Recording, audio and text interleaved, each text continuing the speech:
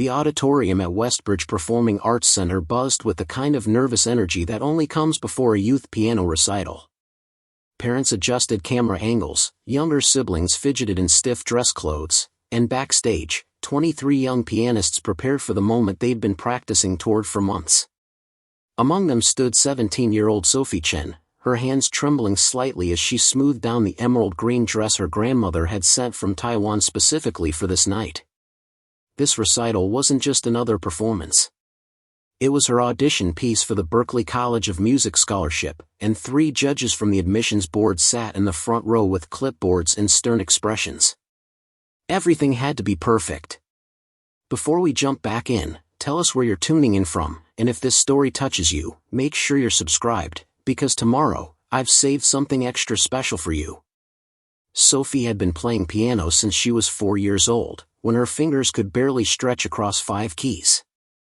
Her mother, Lin Chen, had immigrated to Boston from Taipei with dreams of becoming a concert pianist herself, but life had other plans. 2 children, a demanding job as a hospital nurse, and the endless responsibilities of keeping a household running had quietly buried those dreams.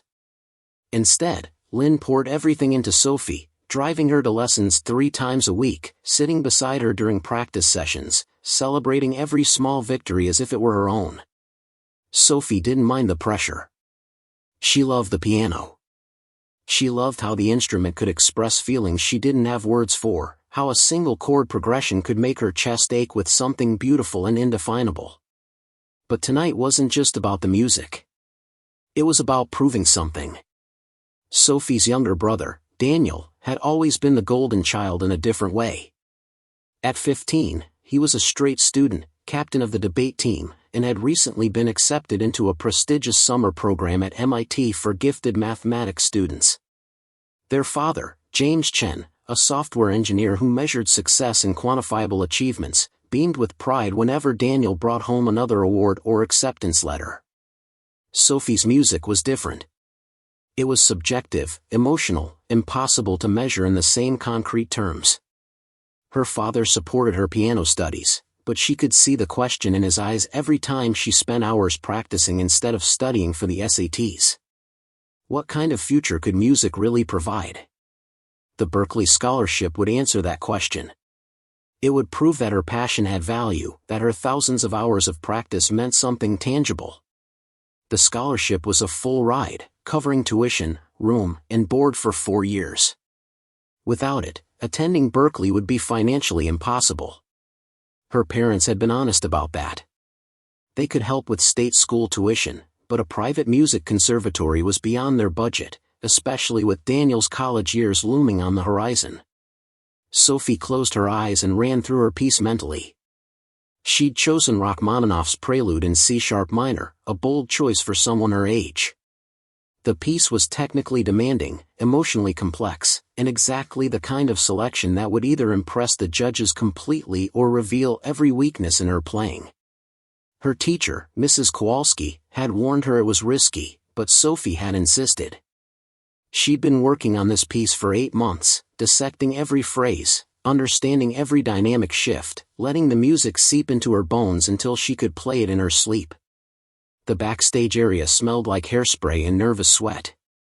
Other students paced or sat with their eyes closed, fingers moving through invisible keys on their laps. Sophie recognized most of them from various competitions and master classes over the years. There was Kevin Zhao, who always played Bach with machine-like precision but somehow made it sound cold. Amy Richardson, whose parents owned a music store and who had access to a concert grand piano at home for practice. Marcus Webb, a prodigy who'd been playing professionally since he was 12 and already had an agent. Sophie wasn't intimidated by the competition. She'd learned years ago that comparing yourself to other musicians was a trap that only led to self-doubt. Everyone had their own voice, their own interpretation, their own relationship with the music. Tonight, she just needed to share hers. Her mother appeared in the doorway, looking flustered and worried. Lynn always got more nervous before Sophie's performances than Sophie did herself. She rushed over, smoothing Sophie's hair even though it was already perfectly styled in an elegant updo. Your father is saving seats in the third row, Lin said in Mandarin, a habit she fell into when stressed. Daniel is with him. Everything is ready. How do you feel? Sophie smiled to reassure her mother. I feel good, Mama. I'm ready. Lin cupped Sophie's face in both hands, looking at her with fierce intensity. You have worked so hard for this moment. I am so proud of you, no matter what happens tonight. You remember that, yes? I will, Sophie promised, though she knew that no matter what her mother said, the pressure was still there. The weight of expectations, of dreams deferred and hopes transferred from one generation to the next. Lin kissed her forehead and hurried back to the auditorium. Sophie could hear the crowd settling in, the rustle of programs, the clearing of throats. The recital would begin in 15 minutes. She decided to do one final check on the piano she'd be using. Each performer had been assigned a specific Steinway grand based on a lottery system. Sophie had drawn piano 3, which was stationed on the right side of the stage. She'd practiced on it briefly during the dress rehearsal yesterday and found it responsive, with a warm tone in the middle register and surprising power in the bass. She slipped through the side door that led to the stage wings. The stage was empty now, lit only by work lights. The 3 grand pianos sat like sleeping giants, their polished surfaces gleaming. Sophie approached piano 3 and gently lifted the fallboard to expose the keys. Something was wrong immediately. Several of the keys sat at odd angles. The white keys looked fine at first glance, but when Sophie pressed middle C, it stuck halfway down and produced a muted, dead sound. She tried D, same problem. E was worse, barely making any sound at all. Her heart began to race. She quickly ran her fingers across the entire keyboard. At least a dozen keys were compromised, sticking or producing weak, muffled tones. The damage was concentrated in the middle register, exactly where the most crucial melodic lines of the Rachmaninoff piece lived. This couldn't be an accident. Pianos didn't suddenly develop multiple sticky keys hours after working perfectly. Sophie's mind raced through possibilities. Equipment. Malfunction. Humidity problems. But then she noticed something else. The sustain pedal felt loose, wobbly. She pressed it and heard an odd clicking sound. Someone had tampered with the pedal mechanism too. The realization hit her like cold water. This was sabotage. Someone had deliberately damaged her assigned piano. She stood up from the bench, her legs suddenly weak. Who would do this? And why? Her first instinct was to tell someone, to report the problem immediately. But doubt crept in. What if they didn't believe her? What if they thought she was making excuses, trying to buy time because she was nervous? The recital was starting in minutes. There was no time to properly repair the piano. Even if they believed her and let her use a different piano, she'd only practiced on this specific instrument. Each piano had its own personality, its own quirks of touch and response. Switching now could throw off her entire performance. A stage manager appeared from the wings, clipboard in hand. 5 minutes to curtain, she called out. All performers should be in the green room. Sophie's mind went blank with panic. She had 5 minutes to decide what to do. She could report the sabotage and risk being seen as difficult or unreliable right in front of the Berklee judges. She could try to play on the damaged piano and likely give a disastrous performance. Or she could ask to use a different piano and hope she could adapt quickly enough to make it work. None of the options seemed right. She felt tears burning behind her eyes but forced them back. She wouldn't cry. Not now. Not when she needed to think clearly. Then something else occurred to her. What if she didn't play Rachmaninoff at all? What if she played something else, something she knew so well she could perform it on any piano, damaged or not? The thought seemed insane at first. She'd been preparing the Rachmaninoff for months. It was the piece she'd listed on her scholarship application. The judges would be expecting it. But as the panic started to recede, replaced by a strange, crystalline clarity, Sophie realized she had another option. She could improvise. Sophie had always been good at improvisation. Preparing and narrating this story took us a lot of time, so if you are enjoying it, subscribe to our channel, it means a lot to us. Now back to the story. Before she started formal training, before she learned to read music properly, she used to spend hours at the piano just playing whatever came into her head, following her ears and her instincts. Mrs. Kowalski had encouraged this, saying that improvisation was a musician's secret weapon, a way to truly understand harmony and structure from the inside out. Over the years, as her classical training intensified, Sophie had done less improvising, but she'd never stopped completely. Late at night, when everyone else was asleep, she'd often sit at the piano and just play, letting her emotions guide her fingers, creating music that existed only in that moment and would never be repeated. But improvising at a formal recital, in front of judges who were expecting a prepared classical piece, that was either brilliant or completely insane. Sophie wasn't sure which. She looked down at the damaged piano keys. Several stuck keys in the middle register and a faulty sustain pedal. If she improvised, she could work around the damaged keys, building her composition in registers that still functioned properly. She could use the bass and treble more heavily, creating a piece that turned the limitations into something interesting rather than fighting against them. The stage manager called out again. 2 minutes. Performers to your positions. Sophie made her decision. She would improvise. She would create something new, something honest, something that came from her heart in this exact moment. If the judges didn't appreciate it, if they disqualified her for not playing the prepared piece, at least she would have tried something true to herself rather than delivering a broken performance of someone else's composition. She walked back to the green room where the other performers waited. Her hands had stopped shaking. The panic had transformed into something else, something that felt almost like excitement. She was going to do something none of these other students would dare to do. She was going to step onto that stage and create music in real time, without a safety net, without the security of printed notes and practiced fingerings. Kevin Zhao looked up as she entered. "You okay? You look weird."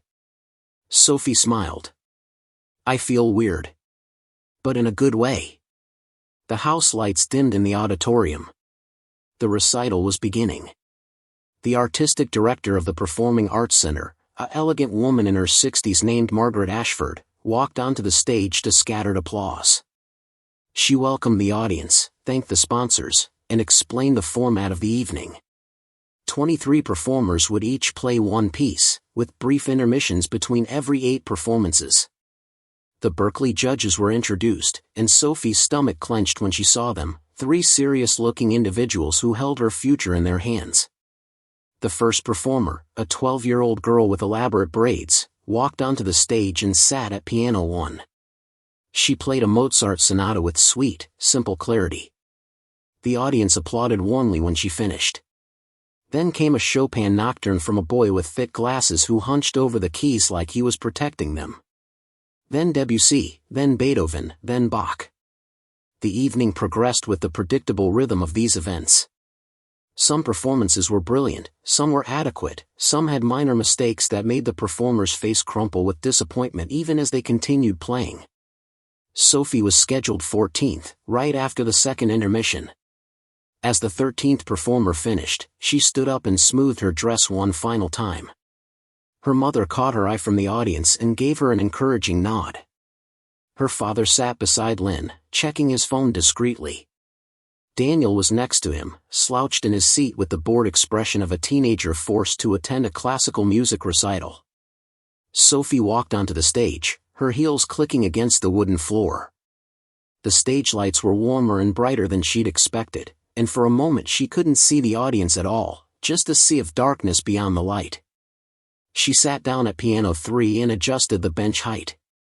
She placed her hands on the keys and felt the sticky resistance immediately. Several audience members shifted in their seats, programs rustling. They were waiting. Margaret Ashford stood at the side of the stage with a microphone. "Our next performer is Sophie Chen, who will be playing Rachmaninoff's Prelude in C-sharp minor." Sophie's heart hammered in her chest. This was the moment. She could still play the Rachmaninoff, or try to. She could push through the damaged keys and deliver a broken performance. Or she could do what her instincts were screaming at her to do. She lifted her hands from the keys and turned slightly toward Margaret. "Actually," Sophie said, her voice quieter than she'd intended. "May I make an announcement?" Margaret looked surprised but handed Sophie the microphone. The audience went completely silent. Sophie could feel hundreds of eyes on her. She could see the Berklee judges in the front row, leaning forward with interest. Sophie cleared her throat. "I apologize for the last-minute change, but I won't be playing Rachmaninoff tonight. Instead, I'm going to perform an original improvisation." A murmur rippled through the audience. Margaret's eyebrows shot up. Sophie saw her mother's hand fly to her mouth. One of the Berklee judges whispered something to the others. Sophie handed the microphone back to Margaret and turned to face the piano. She was committed now. There was no going back. She took a deep breath and placed her hands on the keys again. She closed her eyes and let the room fade away. She thought about everything that had brought her to this moment. The hundreds of hours of practice, the sacrifices her mother had made, the pressure to prove herself, the sabotage that had threatened to destroy her chances, and the choice she'd just made to trust herself completely. Then Sophie began to play. The first notes were soft, tentative, played entirely in the upper register where the keys still worked properly. They floated out into the auditorium like questions waiting for answers. Sophie's left hand joined in with deep bass notes that resonated through the hall. She was mapping the terrain of the damaged piano, finding the paths that still worked, building a musical landscape around the broken places. The improvisation began to take shape. It wasn't like anything she'd ever played before. It had elements of classical structure but with jazz harmonies that she'd absorbed from listening to recordings late at night. It had moments of tension and release, phrases that built and crashed like waves. She found herself telling a story without words, a story about struggle and adaptation, about finding beauty in unexpected places. Her fingers danced across the working keys, avoiding the damaged middle register entirely or using those broken notes sparingly, strategically, letting them add an almost prepared piano quality to certain passages. The faulty sustain pedal became something she worked with rather than against, using it in short bursts to create rhythmic punctuation. The music grew more confident. Sophie's initial nervousness transformed into something like joy.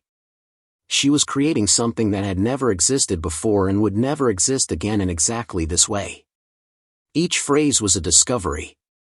She didn't know what was coming next until her fingers found it. It was terrifying and exhilarating in equal measure. The audience had gone completely still. Even the restless younger children had stopped fidgeting. Sophie couldn't see them, but she could feel their attention, could sense the way the music was connecting with something in the room. She let the improvisation build to a climax, her hands flying across the keys, then brought it back down to something gentle and resolved, ending with the same soft, questioning notes she'd begun with, but now they felt like answers instead of questions. The final note faded into silence. Sophie opened her eyes and lifted her hands from the keys. For a moment, nothing happened. The silence stretched so long that Sophie wondered if she'd made a terrible mistake. Then someone in the back of the auditorium started clapping. Then someone else. Then suddenly the entire room erupted in applause. People were standing up. Sophie saw her mother on her feet, tears streaming down her face. Her father stood beside her, looking stunned. Even Daniel was clapping, his expression one of genuine surprise. But it was the Berklee judges that Sophie looked for. The woman in the center, Dr. Patricia Morrison, according to the program, was writing something on her clipboard. The man to her left was nodding slowly, a slight smile on his face. The third judge, a younger woman with vibrant red hair, was still staring at the piano like she couldn't quite believe what she'd just heard. Sophie stood and took a bow, her legs shaky with adrenaline. Margaret Ashford crossed the stage to her, microphone in hand. "That was extraordinary," Margaret said, her voice filled with genuine amazement. "Completely unprecedented in the 15 years I've been directing this recital series. Can you tell us what inspired that decision?" Sophie took the microphone again. Her voice was steadier now. Sometimes the music you plan to play isn't the music that needs to be heard. Tonight, I felt called to create something new, something that could only happen in this moment, with this piano, with all of you listening. I hope it resonated with you. The applause swelled again. Sophie handed back the microphone and walked off the stage, her heart still racing. As soon as she entered the wings, she was surrounded by other performers, all talking at once. That was insane. How did you do that? Weren't you scared? Can you teach me to improvise like that? Sophie answered their questions as best she could, but her mind was elsewhere. She kept thinking about those damaged keys, about whoever had sabotaged her piano. Part of her wanted to find out who'd done it and confront them. But another part of her, the part that was still buzzing with the high of performance, felt oddly grateful. Without the sabotage, she never would have made the choice to improvise. She would have played a technically proficient but ultimately safe performance of Rachmaninoff. Instead, she'd done something that felt truly hers.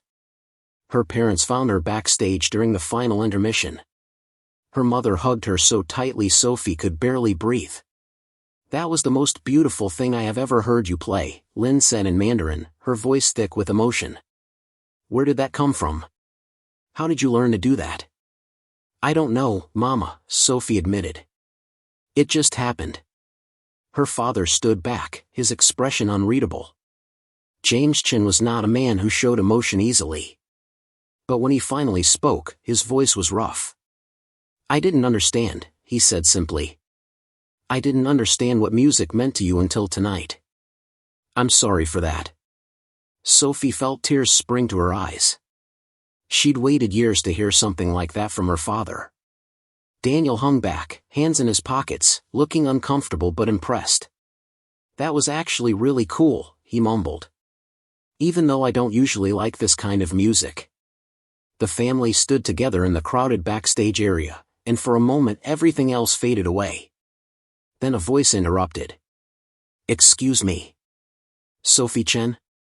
Sophie turned to see Dr. Patricia Morrison, the head Berklee judge, standing behind her. The woman was in her 50s with silver hair and sharp, intelligent eyes. Sophie's parents immediately stepped back, giving them space. I wanted to speak with you briefly before we leave, Dr. Morrison said. That was quite a performance. Sophie's mouth went dry. Thank you. I know it wasn't what you were expecting. Dr. Morrison smiled slightly. That's an understatement. In 27 years of evaluating scholarship candidates, I've never seen anyone improvise their audition piece. It was either going to be brilliant or disastrous. Sophie held her breath. And? It was brilliant, Dr. Morrison said. But I need to understand something. Why did you make that choice? The truth, please. Sophie glanced at her parents, then back at the judge. She made a decision to be honest. Someone sabotaged my piano. Several keys were damaged, and the sustain pedal was broken. I discovered it right before the performance started. I had 3 choices: report it and risk looking like I was making excuses, try to play Rachmaninoff on a damaged piano and fail, or improvise something that could work around the damage. Dr. Morrison's expression sharpened with interest. Show me. Sophie led the judge onto the empty stage. The recital had ended, and the audience had mostly cleared out, though some people lingered in the lobby. Sophie sat down at piano 3 and demonstrated the damaged keys.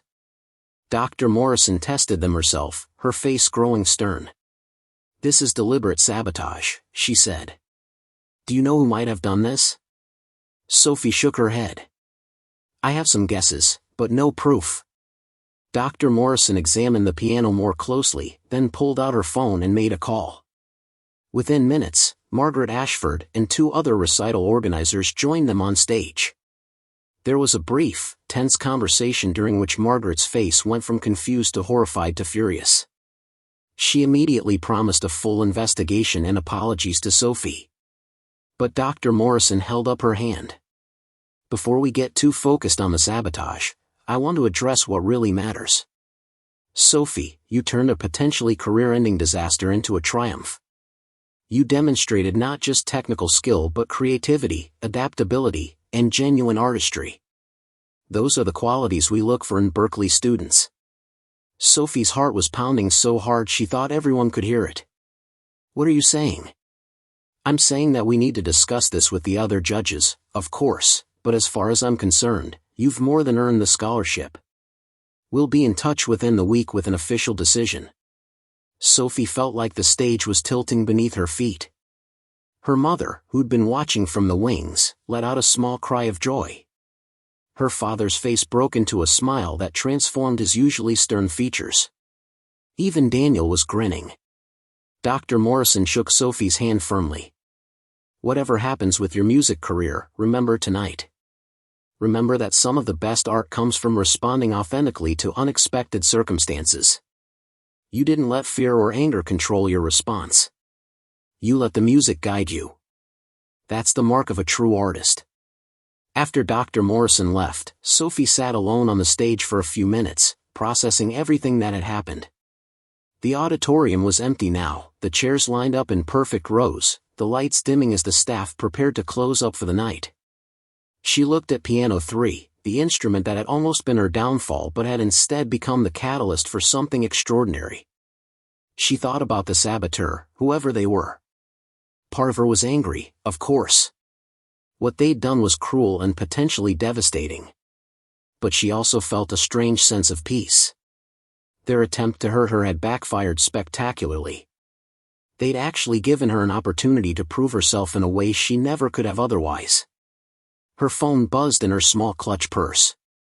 She pulled it out and saw dozens of notifications. Text messages from friends who'd been in the audience, social media alerts, missed calls. She scrolled through them in a daze. One message stood out from the others. It was from her best friend Rachel, who'd been recording the performance on her phone. Sophie, you need to check Instagram right now. You're going viral. Sophie opened Instagram and found that Rachel had posted a video of her performance.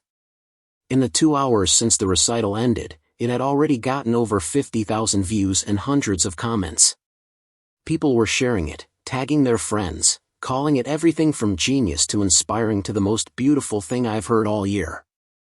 The video was spreading beyond just their local community. Musicians from across the country were commenting, music schools were sharing it, even some minor celebrities had reposted it. Sophie stared at the screen in disbelief. Going viral was something that happened to other people, to silly dance videos or comedy sketches, not to classical piano performances at small community recitals. But here it was, her improvisation reaching thousands of people she'd never met, touching something in them the way it had touched the live audience. Her phone rang. It was Mrs. Kowalski, her piano teacher. Sophie answered to find her teacher laughing and crying at the same time. I just saw the video, Mrs. Kowalski said. Sophie, do you realize what you've done? You've reminded people why music matters. Not just classical music, but all music. You've shown them that it can be alive and spontaneous and real. They talked for several minutes, Mrs. Kowalski praising her students' courage and asking question after question about the improvisation. How had Sophie structured it? What had she been thinking about? Had she planned any of it in advance? Sophie answered as best she could, but the truth was that much of it remained mysterious even to her. She'd been in what musicians call flow state, where conscious thought drops away and something else takes over, something deeper and more intuitive. After the call ended, Sophie finally allowed herself to fully feel the exhaustion washing over her. The adrenaline was wearing off, leaving her drained but deeply satisfied. Her parents were waiting for her in the lobby, and together they drove home through the quiet Boston streets. Daniel sat in the back seat with her, uncharacteristically quiet. Hey, he said finally, just before they reached home. That thing you did tonight? That was really brave. Sophie looked at her brother with surprise. Thanks, Dan. That means a lot. He nodded and went back to staring out the window. But Sophie caught something in his expression, a flicker of something that looked almost like guilt. She filed it away to think about later, too tired to process it now. At home, Sophie changed out of her recital dress and into comfortable pajamas. She sat on her bed with her laptop, still scrolling through the responses to her performance. The video had now passed 100,000 views. People were dissecting her improvisation, analyzing the harmonic choices, praising the emotional depth. Some commenters were music teachers saying they were going to use the video as an example for their students about authentic musicianship. But there were also questions. Why had she changed her piece at the last minute? What had inspired such a risky decision? Sophie hadn't addressed the sabotage publicly, hadn't mentioned the damaged piano. She wasn't sure she wanted to. Part of her wanted to expose whoever had done it, to make sure they faced consequences. But another part of her felt that doing so would shift the narrative away from the music itself and toward drama and conflict. She was still debating this when she heard a soft knock on her door. "Come in," she called. Daniel entered, looking uncomfortable. He closed the door behind him and stood there, shifting his weight from foot to foot. Sophie waited, giving him space to speak. "I need to tell you something," he said finally. "And you're probably going to hate me." Sophie's stomach dropped. "What is it?" Daniel took a deep breath. "It was me. I'm the one who messed up your piano." For a moment, Sophie couldn't process what she was hearing. Her brother? Her own brother had sabotaged her? Why? "Daniel, what are you talking about?" The words came out in a rush. "I was jealous. I've always been jealous of you and your music. Everyone always acts like what I do doesn't matter as much because it's just academics, just grades and test scores. But you get to do this beautiful thing that makes people cry and feel emotions. Mom loves you more because you're doing what she always wanted to do. Dad might act like he cares more about my achievements, but I see how he looks at you when you play. Like you're special in a way I'll never be." Sophie felt anger rising in her chest. "So you tried to ruin my biggest performance? The one that could determine my entire future?" Daniel's face crumpled. "I didn't think it through. I went to the Performing Arts Center this afternoon when they were setting up. No one was around. I saw your piano and I just got so angry about how tomorrow night everyone would be focused on you again, how Mom and Dad would be proud of you again, and I wouldn't matter. So I stuck some gum in the keys and loosened the pedal. I didn't think about what it would really mean. I just wanted something to go wrong for you for once." Tears were streaming down his face now. "But then I saw what you did. I saw you turn it into something amazing. And I realized I didn't just try to hurt you. I tried to hurt something beautiful and important. I'm so sorry, Sophie. I'm so sorry." Sophie sat very still, trying to sort through the storm of emotions. She was furious. She was hurt. But underneath that, she also felt sad for her brother. She understood jealousy. She understood feeling like you weren't enough. She'd felt that way plenty of times herself, just in different contexts. "You could have destroyed everything for me," she said quietly. "If I'd tried to play on that damaged piano, I would have failed in front of the Berklee judges. I might have lost the scholarship. All my work, all of Mom's sacrifices, everything could have been for nothing." "I know," Daniel whispered. "I know. I'll tell Mom and Dad if you want. I'll confess to the recital people. Whatever punishment you think I deserve, I'll take it." Sophie looked at her brother, this 15-year-old kid who was usually so confident and put together, now standing in her room looking smaller and more vulnerable than she'd ever seen him. She thought about how easy it would be to tell their parents, to make sure he faced consequences for what he'd done. He deserved those consequences. What he'd done was cruel and potentially devastating. But she also thought about the performance she'd given, about how the sabotage had forced her to dig deep and find something she didn't know she was capable of. It didn't excuse what Daniel had done, but it complicated her feelings about it. "Sit down," she said, gesturing to her desk chair. Daniel sat, still looking miserable. Sophie took a moment to gather her thoughts. "What you did was wrong. Really wrong. And I'm angry about it. But I also need you to understand something. You say Mom loves me more because of music, but that's not true. She pushes me so hard because she sees me as a second chance for her own dreams. That's not love, that's pressure. Sometimes it feels suffocating. And Dad? He might watch me play, but you're the one he understands. You're doing things that make sense to him, things he can relate to. I've spent my whole life feeling like I have to prove that music is valuable enough to be worth his attention. Daniel looked up with surprise. Really? Really, Sophie confirmed. We've both been so caught up in our own insecurities that we haven't seen each other clearly. But here's what I need you to know. What you did tonight could have ended very differently. I got lucky. I made a choice that happened to work out. But it could have easily been a disaster. You need to think about that and really understand what you almost did to me. I do understand, Daniel said. And I'm so sorry.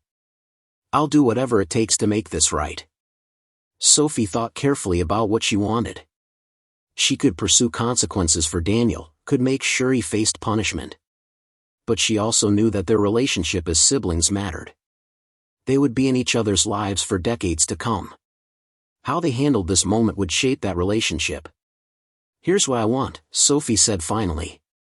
First, you're going to confess to Mom and Dad. They deserve to know. Second, you're going to write a formal apology to the Westbridge Performing Arts Center and offer to do volunteer work there to make amends. Third, and this is the most important one, you and I are going to actually talk to each other from now on. Real conversations, not just passing in the hallway. I want to understand your life, and I want you to understand mine. We're family, Dan. We should be supporting each other, not tearing each other down because we're both scared we're not good enough. Daniel nodded, wiping his eyes. I can do that. I want to do that. And one more thing, Sophie added. You're going to come to my first semester at Berklee and watch me perform. I want you there as my brother, supporting me, not as someone who wishes he was somewhere else. I'll be there, Daniel promised. And Sophie? I really am sorry. What you did tonight was incredible. I've never seen anything like it. Thanks, Sophie said. Now get out of here. I'm exhausted and I need to sleep. After Daniel left, Sophie lay back on her bed and stared at the ceiling. The day had been overwhelming in every possible way.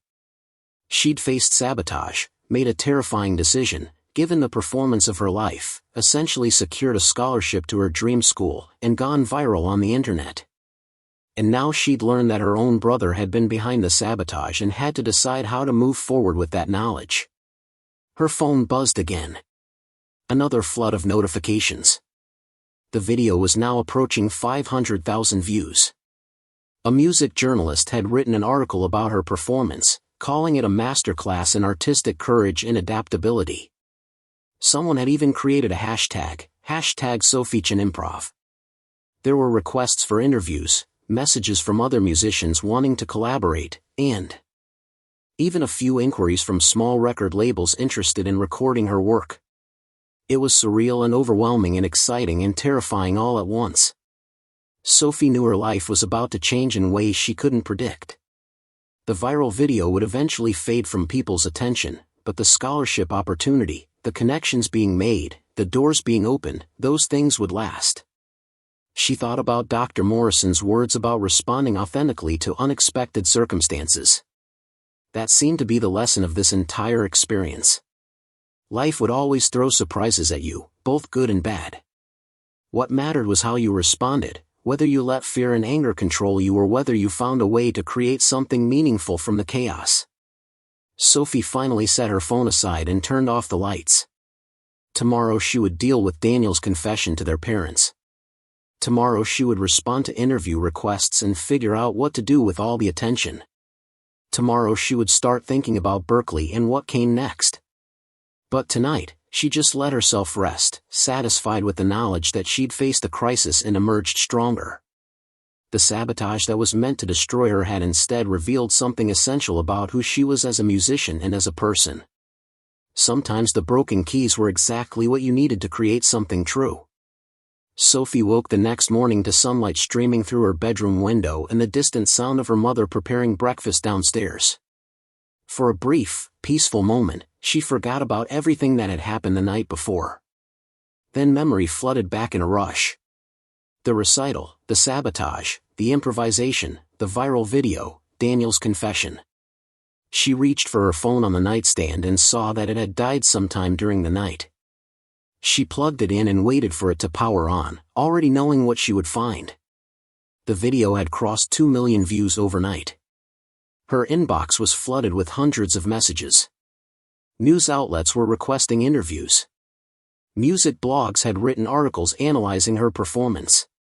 Someone had even created a piano tutorial attempting to recreate parts of her improvisation, which seemed both flattering and slightly absurd since the entire point had been spontaneous creation. Sophie scrolled through the notifications with a mixture of excitement and anxiety. This level of attention was completely foreign to her. She was a 17-year-old high school student who just wanted to earn a music scholarship, not become an internet sensation. She forced herself to put the phone down and get dressed. Whatever was happening online could wait.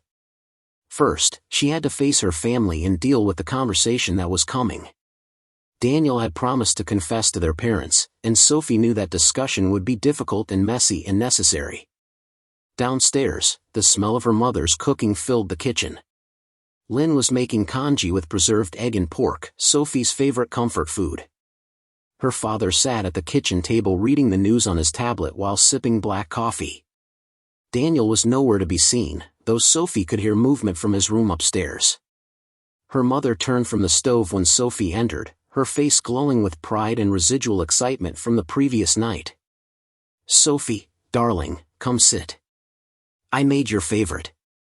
Everyone is talking about your performance. Mrs. Wu from church called me this morning. She saw the video online. She said her daughter in California sent it to her. Can you imagine? People in California are watching my daughter play piano." Sophie smiled and accepted a bowl of congee, but her stomach was tight with anticipation. "Where's Dad going today?" she asked, hoping to gauge whether this was a good time for Daniel's confession. James looked up from his tablet. "I have a meeting at 11, but I'm working from home this morning." "Why?" Before Sophie could answer, Daniel appeared in the kitchen doorway. He looked like he hadn't slept much. His eyes were red-rimmed and his usual confident posture was gone, replaced by something hunched and uncertain. "Mom, Dad," he said quietly. "I need to talk to you about something. Something important." Lynn turned off the stove burner and gave Daniel her full attention. "What is it? Are you feeling sick?" Daniel glanced at Sophie, who gave him a small nod of encouragement. He took a deep breath and the words came out flat and rehearsed, like he'd been practicing them all night. "I did something really bad yesterday. I sabotaged Sophie's piano before her recital. I damaged the keys and the pedal because I was jealous and angry, and I wanted something to go wrong for her." The kitchen went completely silent except for the hum of the refrigerator. Lynn stared at Daniel like he'd just spoken in a foreign language. James set down his tablet with careful precision, his face unreadable. Sophie watched her parents process this information, saw the confusion give way to comprehension and then to shock. "What did you say?" Lynn asked, her voice barely above a whisper. Daniel's words came faster now, tumbling out in a desperate rush. "I went to the Performing Arts Center yesterday afternoon and put gum in some of the piano keys and loosened the sustain pedal. I knew Sophie was supposed to play that specific piano. I wanted her performance to be messed up. I was jealous that everyone always pays attention to her music and treats what I do like it doesn't matter as much. I know it was wrong. I know I could have ruined everything for her. I'm so sorry." James stood up from the table, his chair scraping loudly against the floor. His face had gone from unreadable to furious. "You deliberately sabotaged your sister's scholarship audition? Do you have any idea what you almost destroyed? That scholarship is worth over $200,000. It represents years of work and sacrifice from this entire family." "I know," Daniel said, tears starting to fall. I wasn't thinking about any of that. I felt invisible and I wanted. Lynn cut him off, her voice shaking with rage and hurt. You wanted what? To hurt your sister? To take away her dream because you felt bad about yourself? Daniel Chen, I did not raise you to be so cruel and selfish. Sophie had never seen her mother this angry. Lynn was usually the calm one, the peacemaker, the parent who mediated between James's stern discipline and the children's needs. But now she looked at Daniel with something close to fury, her small frame rigid with tension. I'm sorry, Daniel kept repeating. I'm so sorry. I'll do anything to make it right. Make it right? James said, his voice cold. How exactly do you plan to make this right? Your sister could have been humiliated in front of hundreds of people. She could have lost her chance at Berklee. She could have had her confidence destroyed. Because of your jealousy. Sophie felt compelled to speak up. She's not actually lost anything. I got the scholarship. Probably. The judges seemed really impressed. James turned to her. That's not the point, Sophie. The point is what your brother intended to do. The point is that he tried to sabotage you. I know that, Sophie said quietly. And I'm angry about it too. But he told me last night and I asked him to confess to you. I wanted you to know, but I also wanted you to hear it from him. Lynn turned to Sophie with surprise. You already knew? Since when? Since last night. He came to my room after we got home. Lynn looked between her two children, trying to understand. And you didn't tell us immediately? Sophie chose her words carefully. I needed time to think about it. To decide how I felt and what I wanted to happen next. It's my situation to handle too, not just yours. This seemed to give Lynn pause. She sat down at the table, suddenly looking exhausted. James remained standing, his arms crossed over his chest. The family sat in tense silence for a long moment, everyone processing the bomb that had just detonated their pleasant morning. Finally, James spoke. Daniel, you will write formal apologies to the Westbridge Performing Arts Center, to Sophie's piano teacher, and to anyone else affected by your actions. You will offer to volunteer at the Performing Arts Center for the rest of the school year to make amends. Your phone and computer privileges are suspended for 1 month except for schoolwork. And you will see a counselor to work through whatever issues led you to make such a destructive choice. Daniel nodded miserably. Okay. I understand. And Sophie, James continued, turning to his daughter. I owe you an apology as well. I haven't always shown proper appreciation for your music. I've treated it as less important than Daniel's academic achievements because I understood his path better. That was wrong of me. What you did last night, turning a disaster into triumph, that took more intelligence and courage than any test score could measure. Sophie felt tears prick her eyes. Thanks, Dad. That means a lot. Lynn stood up and walked to Sophie, pulling her into a tight embrace. I am so proud of you, she whispered in Mandarin. Not just for last night, but for how you are handling this situation. You are showing more maturity than either of your parents right now. After the initial confrontation, the family spent the next hour talking through the situation in more detail. Daniel explained his feelings of inadequacy and jealousy, how he'd felt overshadowed by Sophie's musical talent despite his own academic successes. Lynn and James listened, sometimes angry, sometimes hurt, but gradually beginning to understand the emotional landscape that had led their son to make such a poor choice. Sophie shared her own perspective, admitting that she'd sometimes resented the pressure that came with being the musical child, the one carrying her mother's deferred dreams. She talked about feeling like she constantly had to prove that her passion was worthwhile, that it could lead to a real career and not just a hobby. The conversation was difficult and uncomfortable, but it felt necessary. The family was finally talking about things that had been simmering beneath the surface for years.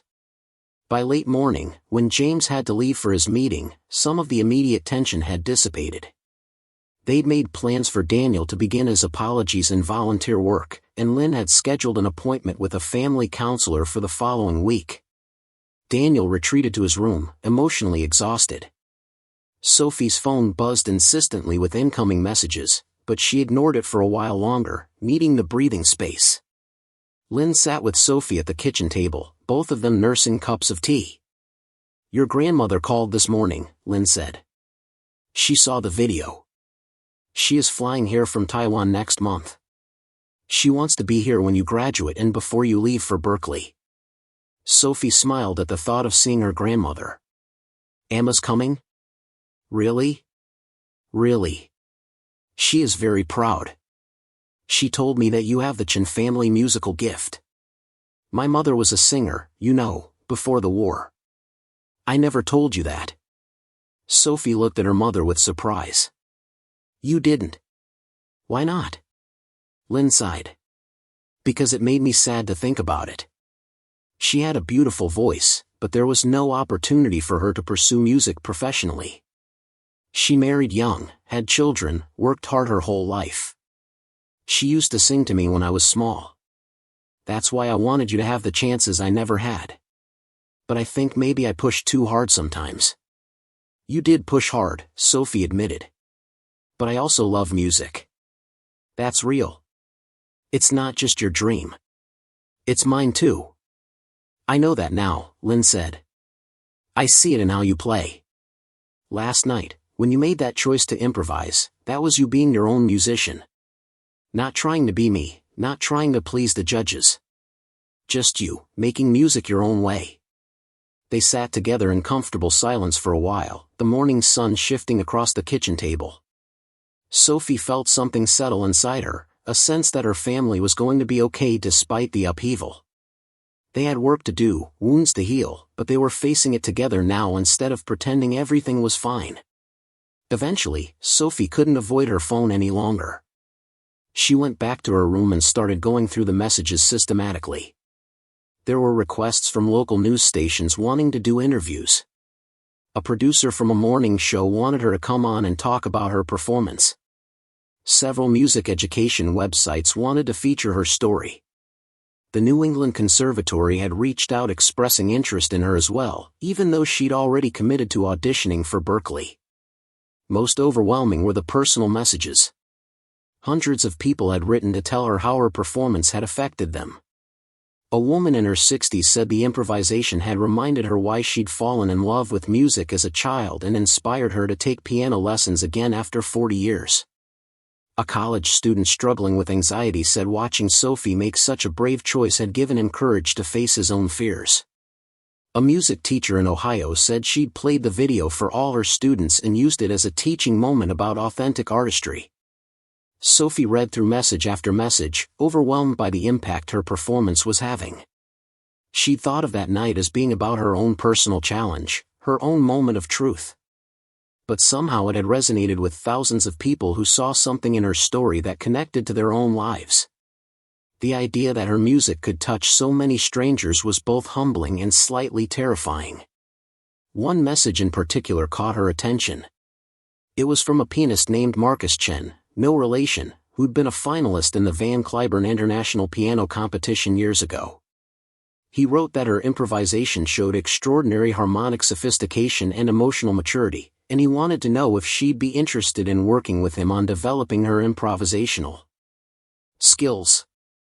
He was teaching at a summer intensive program in Vermont and had a spot available if she was interested. Sophie stared at that message for a long time. A month ago, she would have dismissed it as impossible. Summer intensive programs cost money her family didn't have, and she would have felt guilty asking. But now, with the scholarship likely secured and the viral attention bringing opportunities, maybe it was possible. She made a note to discuss it with her parents. Her phone rang. It was Mrs. Kowalski. "Sophie," her teacher said without preamble. "Have you seen the Berklee website?" "No, why?" "Go look. Now." "I'll wait." Sophie put the call on speaker and navigated to the Berklee College of Music website. On the homepage, featured prominently, was a still image from her performance with a headline, "Berklee Scholarship Winner Demonstrates the Power of Musical Improvisation." Below it was a brief article announcing that Sophie had been awarded the full scholarship and praising her innovative approach to performance. They posted it already? Sophie said in disbelief. Dr. Morrison said they'd contact me within a week. Mrs. Kowalski laughed. I think you impressed them more than you realized. They probably wanted to associate themselves with your viral moment while the attention was hot. It's good publicity for them too. But Sophie, you earned this completely. They're not just riding your coattails. That performance was scholarship-worthy 10 times over. Sophie felt a wave of relief so intense it made her dizzy. It was official. She was going to Berklee. The dream that had seemed impossible just a year ago was actually happening. Thank you, Mrs. Kowalski. For everything. For believing in me and pushing me and teaching me not just technique but musicianship. Her teacher's voice softened. You did the work, Sophie. I just gave you the tools. But I'm so proud of you. And I hope you know that the improvisation ability you showed last night, that came from all those hours you spent just playing around on the piano when you were younger. Never lose that sense of play and exploration. That's what makes you special. After they hung up, Sophie sat on her bed trying to absorb everything. Her life had changed so dramatically in less than 24 hours. Yesterday morning she'd been a nervous high school senior hoping to impress some judges. Now she was a scholarship winner with a viral video and opportunities opening up that she'd never imagined. The shift was disorienting and thrilling in equal measure. She decided to check her social media one more time before getting ready for the rest of the day. The video views had climbed to over 3 million. But more interesting were some of the comments she was now seeing. Several professional musicians had weighed in with detailed analysis of her harmonic choices and structural decisions. One jazz pianist said her improvisation showed intuitive understanding of voice leading that most music school graduates struggled with.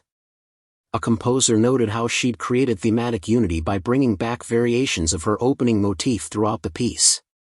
Reading these comments made Sophie realize something important. She'd been so focused on classical piano training for so long that she hadn't fully appreciated her own improvisational skills. Mrs. Kowalski had encouraged her to improvise, but Sophie had always treated it as something separate from her serious musical work. Now she was seeing that maybe improvisation wasn't just a fun side skill. Maybe it was a legitimate area of musical expertise that she could develop further. Her phone buzzed with a text from Rachel. Are you seeing all this? You're like actually famous now. Everyone at school is talking about you. Ms. Henderson wants you to perform at the senior assembly next week. Sophie smiled and texted back. Famous feels like a strong word. More like temporarily internet popular. Rachel responded immediately. Whatever you want to call it, it's insane. Also, Tyler Morrison told me he had no idea you were so talented. He wants to know if you're single. Sophie laughed out loud. Tyler Morrison had ignored her existence for 3 years of high school. Now that she had some viral attention, suddenly he was interested. Typical.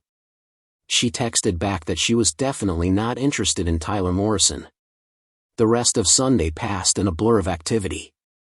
Sophie's mother insisted on taking her out for a celebration lunch at their favorite dumpling restaurant. Word had apparently spread through their neighborhood because the restaurant owner made a big fuss when they arrived, refusing to let them pay for their meal and insisting on taking a photo with Sophie. It was simultaneously embarrassing and touching. Back at home, Sophie finally sat down to respond to some of the interview requests and messages. She wrote a brief statement thanking everyone for their support and explaining that the improvisation had been a last-minute decision based on technical difficulties with the piano. She didn't mention the sabotage or Daniel's role in it. That felt like family business that didn't need to be made public. Instead, she focused on the positive aspects, how the experience had taught her about adaptability and trusting her instincts. By evening, Sophie felt emotionally and mentally exhausted. She'd been responding to messages and requests for hours, trying to be gracious and thoughtful while also protecting her privacy and energy. She was beginning to understand why famous people often seem to withdraw from public interaction. The constant demand for attention and response was draining in a way she hadn't anticipated. Daniel knocked on her door around 8 o'clock. Sophie called for him to enter. He came in carrying a piece of paper, which he handed to her silently. It was a handwritten letter, several pages long. Sophie read through it while Daniel stood there awkwardly. The letter was a detailed apology, acknowledging specifically how his actions could have hurt her and taking full responsibility without making excuses. It also talked about his own insecurities and his commitment to working on himself so he would never hurt someone like that again. "This is good," Sophie said when she finished reading. "It sounds like you really thought about what you did." "I've been thinking about nothing else," Daniel admitted. "I keep imagining what could have happened if you hadn't been able to improvise like that. If you'd just had to play on the broken piano and failed in front of everyone. It makes me feel sick." "But that didn't happen," Sophie pointed out. "I'm not saying what you did was okay. It wasn't. But dwelling on the worst-case scenario that didn't happen isn't helpful either. What matters is that you understand why it was wrong and that you make better choices going forward." Daniel nodded. "I wrote similar letters to the Performing Arts Center and to your teacher.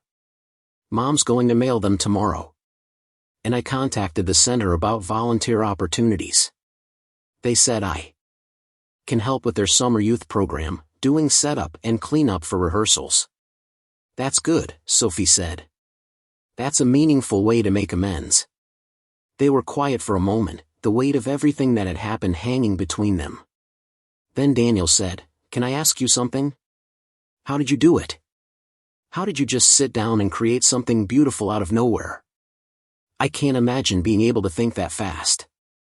Sophie considered the question. "I don't think I was thinking, not in the normal way. It was more like I was listening to something inside myself and translating it through my fingers.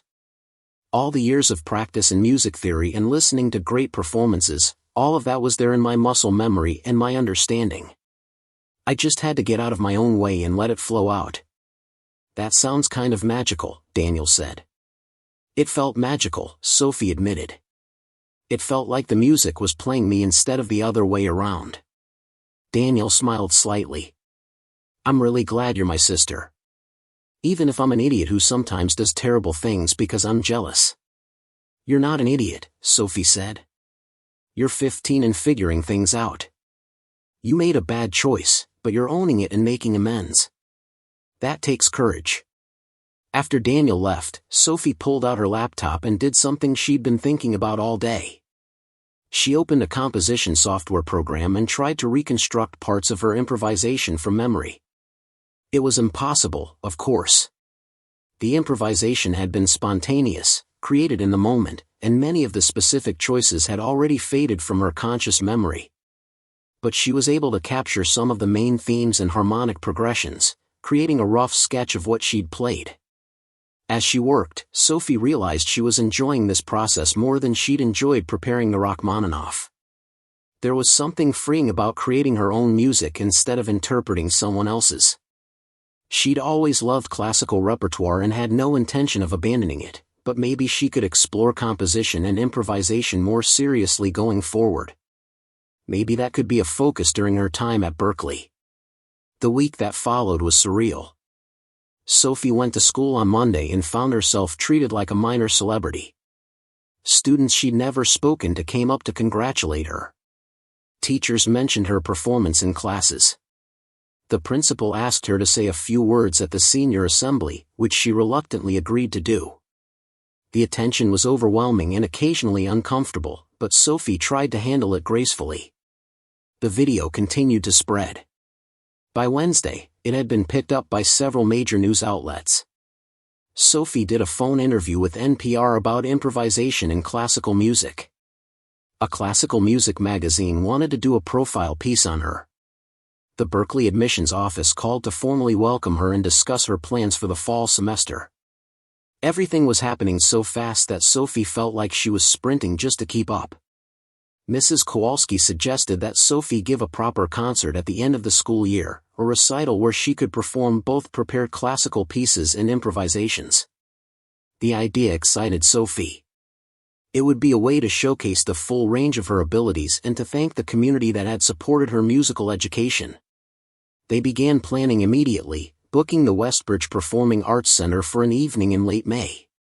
On Thursday afternoon, Sophie received an unexpected email.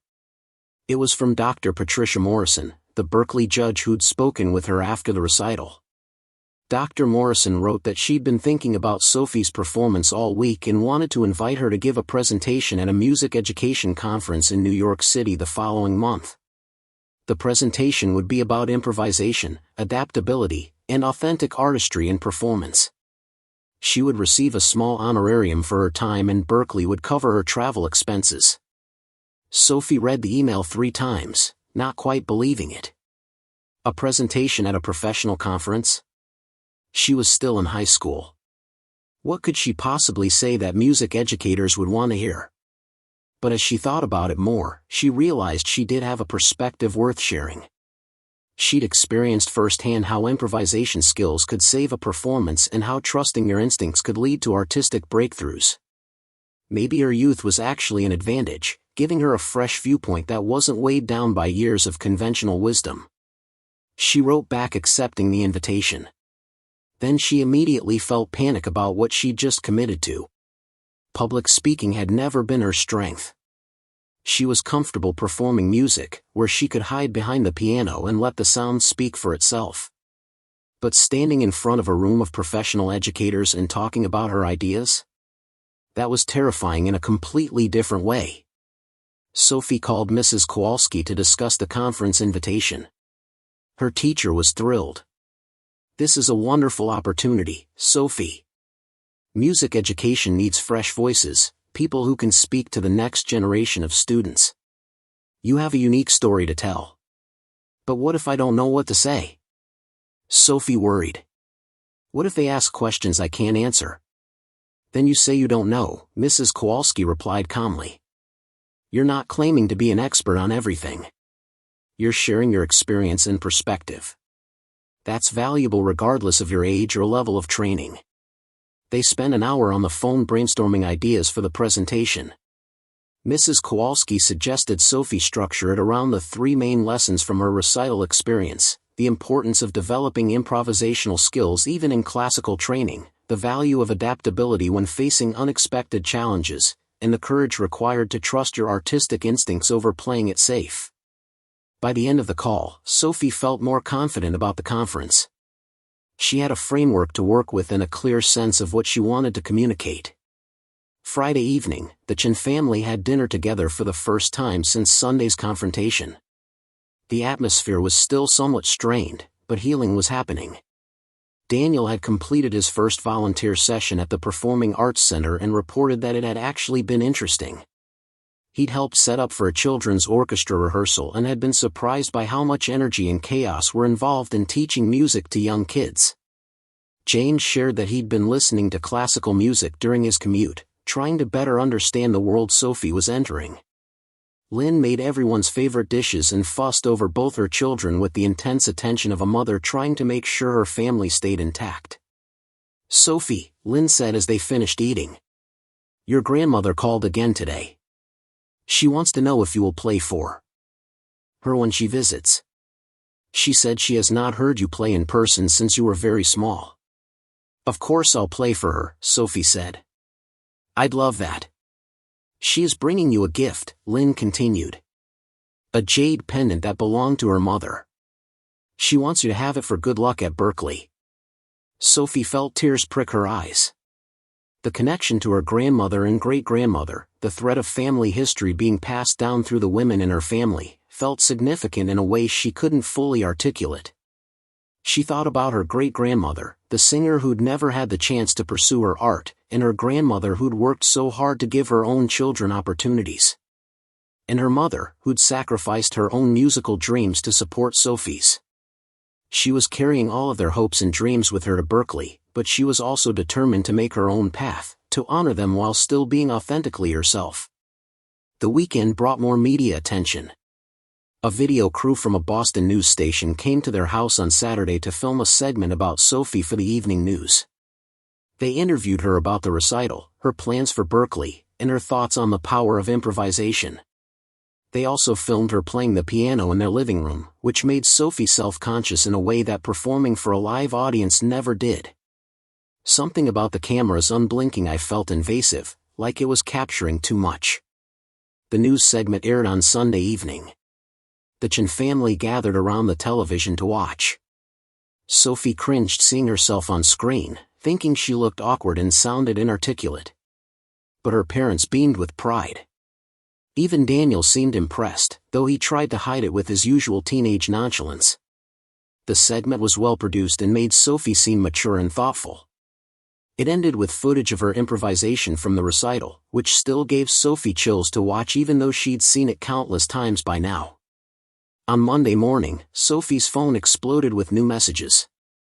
The news segment had introduced her story to a wider local audience, and now she was getting recognition from people in the Boston area who hadn't seen the original viral video. The principal asked if she'd be willing to perform at the upcoming school board meeting as an example of the arts program's success. A local music store wanted to sponsor her recital in May. Several music teachers asked if she'd be willing to give master classes or workshops at their schools. Sophie was starting to feel overwhelmed by all the requests and opportunities. Everything seemed important and worthwhile, but she also needed to maintain some sense of normalcy. She still had to finish her senior year of high school, complete her remaining coursework, prepare for final exams. She couldn't let the viral fame derail her actual responsibilities. She made a decision to be more selective about what opportunities she accepted, to focus on the ones that felt meaningful rather than saying yes to everything out of obligation or excitement. That afternoon, she sat down with her parents and Mrs. Kowalski to create a plan for the remaining months before she left for Berklee. They scheduled her end-of-year recital for May 20th. She would spend June and July taking the summer intensive program with Marcus Chen in Vermont, which her parents agreed to after learning that her viral video had prompted a benefactor to offer her a full scholarship to the program. August would be for preparing to move to Boston and getting ready for college. It was a clear timeline that gave Sophie structure and helped her feel less scattered by all the sudden opportunities. The family counseling session that week was difficult but productive. The therapist helped them talk through the dynamics that had led to Daniel's sabotage. She pointed out that both children had been operating under intense pressure to excel in their respective areas, and that Lynn and James had inadvertently created a competitive dynamic by focusing so heavily on achievement. The family left with homework assignments, Daniel to work on identifying and expressing his feelings before they built up to destructive actions, Sophie to vocalize her own needs and frustrations rather than always being the accommodating one, and Lynn and James to find ways to appreciate their children's efforts and growth rather than just their accomplishments. By the end of Sophie's second week of sudden fame, things were starting to settle into a new normal. The video views had plateaued around 8 million, which was still surreal but no longer growing exponentially. The media requests had slowed to a manageable trickle. Sophie was able to return most of her focus to school and music without feeling like she was constantly reacting to new developments. She'd learned to set boundaries, to say no to opportunities that didn't align with her goals, and to protect her time and energy. She'd also started working seriously on developing her improvisational skills. Mrs. Kowalski introduced her to new harmonic concepts and encouraged her to improvise in different styles and moods. Sophie practiced creating spontaneous compositions based on various prompts, improvise something that sounds like rain, create a piece that moves from anger to peace, build a composition around a simple three-note motif. The exercises were challenging and exhilarating. She felt like she was discovering a whole new dimension to her musicianship. 6 months later, Sophie stood backstage at Berklee's main performance hall, adjusting her dress for what felt like the 100th time. Tonight was different from that recital back in April. Tonight, she wasn't fighting against sabotage or improvising out of desperation. Tonight, she was performing her first original composition as a Berklee student, a piece she'd written specifically for this showcase. The journey from that viral moment to this stage had been transformative. Sophie had spent her summer in Vermont working with Marcus Chen, diving deep into improvisational techniques and composition theory. She'd learned to trust her creative instincts while also developing the structural understanding that gave her improvisations coherence and depth. Marcus had been an incredible mentor, pushing her to take risks while also teaching her the craft elements that separated inspired spontaneity from aimless noodling. Berklee itself had exceeded all her expectations. She'd arrived in September nervous about whether she'd measure up to the other students, many of whom had been performing professionally for years. But she'd quickly discovered that her unique combination of classical training and improvisational skills made her stand out in positive ways. Her professors appreciated her technical foundation while encouraging her to continue developing her compositional voice. Sophie peeked through the stage curtain at the audience filing into their seats. Her family sat in the third row, all of them. There together. Lynn wore the same proud expression she'd had at the April recital, but with something softer in her eyes now, less anxiety and more genuine joy. James sat beside her, and Sophie noticed he was reading the program notes about her composition with what looked like real interest. Daniel was there too, having driven up from Boston with their parents for the performance. He'd been true to his word over the past months, attending her summer recital in Vermont and calling her regularly at school to check in and offer support. The sabotage and its aftermath had fundamentally changed their sibling relationship.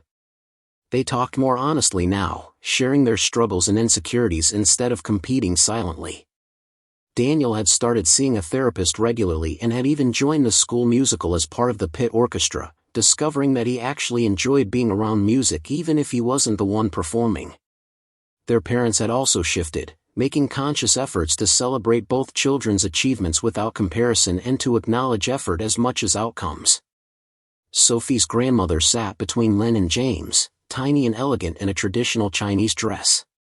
She'd stayed in Boston for 3 weeks after the April recital, and Sophie had played for her almost daily, sharing not just her classical repertoire but also her improvisations. Emma had listened with tears streaming down her face, telling stories about her own mother's beautiful voice and how music had sustained their family through difficult times. The jade pendant hung around Sophie's neck now, warm against her skin. Mrs. Kowalski was in the audience too, sitting with several of Sophie's former classmates who'd driven up for the performance. Rachel had brought a group of friends from their high school, all of them excited to see Sophie perform in this new context. Even some people Sophie had never met in person were there, fans who'd discovered her through the viral video and had followed her journey since. The showcase featured 10 Berklee students, each performing original work. Sophie had heard some of her fellow performers during rehearsals and knew the level of talent was exceptional. But she wasn't nervous the way she'd been before the April recital. That experience had taught her something crucial: when you're creating music that's authentic to yourself, when you're sharing something that comes from your core, the fear of judgment falls away. Not completely, of course. She still cared what people thought. But it no longer paralyzed her. Her composition was titled Broken Keys, a direct reference to the damaged piano that had inadvertently launched her viral moment. The piece explored themes of imperfection, adaptation, and finding beauty in unexpected places. It wove together classical piano techniques with improvisational sections that changed slightly with each performance, keeping the music alive and spontaneous even within a composed structure. A stage manager appeared beside Sophie. "You're up next. How are you feeling?" "Ready," Sophie said, and she meant it. The previous performer finished to enthusiastic applause. The stage lights dimmed briefly during the transition. Sophie walked out to the piano, her heels clicking confidently across the stage. The audience applauded her entrance, and she saw her mother wipe her eyes even before the music started. Sophie sat at the bench and took a moment to center herself, hands resting lightly on her lap. "This piece is called Broken Keys," she said into the microphone at the edge of the stage. "It's about what happens when things don't go according to plan, and how sometimes our greatest limitations become our greatest teachers." She placed her hands on the keys and began. The opening was deliberately simple, almost minimalist, single notes that rang out clearly in the hall's excellent acoustics. Slowly, other voices entered, building a harmonic foundation that felt both classical and contemporary. The first movement was entirely composed, every note planned and practiced. But as she moved into the second section, Sophie began to improvise within the structural framework she'd created, taking one of her written themes and developing it spontaneously. This was what she'd learned to do over the past months, merge the discipline of composition with the freedom of improvisation, creating music that had both structure and spontaneity. The audience leaned forward, sensing they were hearing something being created in real time even within the larger composed work. Sophie thought about everything that had brought her to this moment. The years of practice, the pressure and expectations, her mother's sacrifices, her father's growing understanding, Daniel's jealousy and eventual support, the sabotage that could have destroyed her, and the split-second decision to trust herself completely. All of it had led here, to this stage, to this music, to this moment of sharing something deeply personal with a room full of listeners. The piece moved through its various sections, sometimes quiet and contemplative, sometimes powerful and dramatic. In one passage, Sophie deliberately played certain notes in a way that made them sound slightly muted, a musical echo of those damaged piano keys. But instead of being a flaw, it became a textural element that added character to the sound. She was taking what had been meant to harm her and transforming it into art. As she played, Sophie could see her composition teacher in the audience, nodding with approval at certain harmonic choices. She could see her theory professor leaning over to whisper something to a colleague. She could see complete strangers caught up in the music, their faces reflecting the emotions she was channeling through the piano. This was why she'd chosen music, why she'd fought so hard for this opportunity. Not for viral fame or scholarship money, though those things mattered. But for this, the ability to communicate something beyond words, to connect with other human beings through organized sound. The final movement brought back themes from the opening, but transformed now, more complex and layered with everything that had come between. Sophie let the music build to a climax that required every bit of technique she developed over years of training, her hands flying across the keys with precision and passion. Then she brought it back down, resolving to a place of peace and acceptance. The final chord hung in the air, resonating through the hall, before fading into silence. For a heartbeat, nothing happened. Then the audience exploded into applause. People stood immediately, giving her a standing ovation that felt different from the shocked amazement of the viral recital. This was appreciation for craft, for artistry, for a fully realized musical vision. Sophie stood and bowed, feeling a completeness she'd never experienced before. She'd started something in April that was now bearing fruit in ways she couldn't have imagined. After the showcase ended, Sophie was surrounded by well-wishers. Her family embraced her, her grandmother holding her face and saying something in Taiwanese that Sophie only partially understood but felt completely. Her professors offered praise and constructive feedback. Fellow students congratulated her and asked about her compositional process. Several people wanted to know if she'd be recording the piece, making it available for others to study and perform.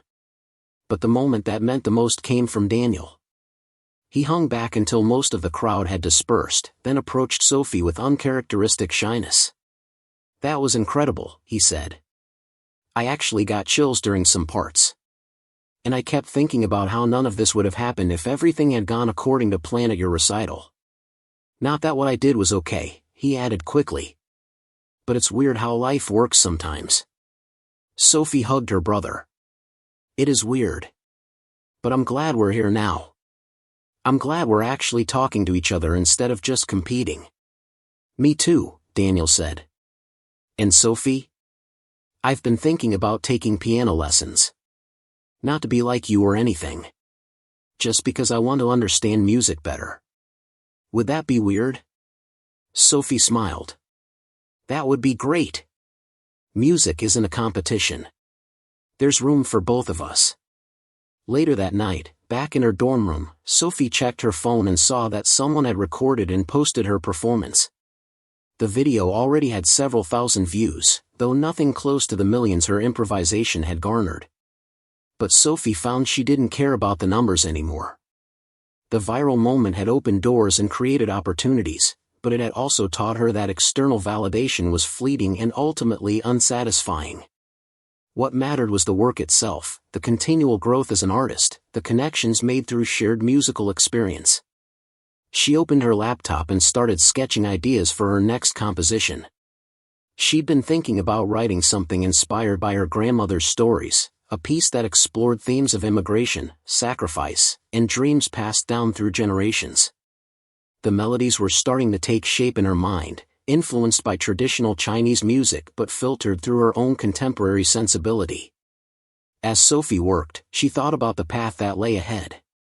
For years at Berklee, then who knew what? Maybe graduate school, maybe performing, maybe teaching, maybe composition. The possibilities felt endless and exciting rather than overwhelming. She'd learned that she didn't need to have everything figured out. She just needed to keep making music, keep growing, keep staying true to her artistic voice. Her phone buzzed with a text from Rachel. "Just watched the video. You're amazing. Where are you coming home to visit?" Sophie smiled and texted back. "Thanksgiving break. And I promised to actually hang out instead of just practicing the whole time." She turned back to her composition, adding notes and harmonies, building something new. Outside her window, Boston glowed with evening lights. Somewhere in the city, other musicians were creating their own art, following their own paths. Sophie felt connected to all of them, part of a larger community of people who'd chosen to dedicate their lives to making beauty in a world that desperately needed it. The jade pendant caught the light as she leaned over her laptop. Sophie touched it briefly, thinking of the women who'd come before her, the dreams they'd held and the sacrifices they'd made. She was living out possibilities they'd never had, and she didn't take that responsibility lightly. But she was also creating her own story, making her own choices, finding her own voice. In the end, the sabotage hadn't destroyed her. It had revealed something essential about who she was as a musician and as a person. She was someone who could adapt, who could create under pressure, who could turn obstacles into opportunities. She was someone who trusted herself enough to take risks, to improvise, to share her authentic artistic vision even when it was scary. Sophie saved her composition file and closed her laptop. Tomorrow she'd continue working on the piece. Tomorrow she'd attend her classes and practice her assignments and maybe grab coffee with new friends. Tomorrow she'd keep building the life she'd fought so hard to create. But tonight, she let herself simply sit with the satisfaction of having shared her music with people who appreciated it, of having grown and learned and become more fully herself. The broken keys, both literal and metaphorical, had taught her more than any perfect performance ever could. They'd taught her resilience, creativity, and the courage to trust her instincts even when everything seemed to be falling apart. They'd taught her that music wasn't about perfection. It was about connection, expression, and the willingness to be vulnerable enough to share your innermost self with the world. Sophie turned off her desk lamp and prepared for bed, feeling content and grateful. The viral moment would eventually fade from people's memories. The views would stop climbing, and new internet sensations would capture public attention. But the lessons she'd learned, the growth she'd experienced, the relationships she'd deepened, those things would last. They'd continue shaping her long after the temporary fame disappeared. As she drifted off to sleep, Sophie thought about her next performance, her next composition, her next challenge. She thought about the music still inside her waiting to be discovered and shared. She thought about the journey ahead, uncertain and exciting and entirely her own. And she smiled, knowing that whatever broken keys life threw at her next, she'd find a way to make something beautiful from them. Up next, you've got 2 more standout stories right on your screen. If this one hit the mark, you won't want to pass these up. Just click and check them out.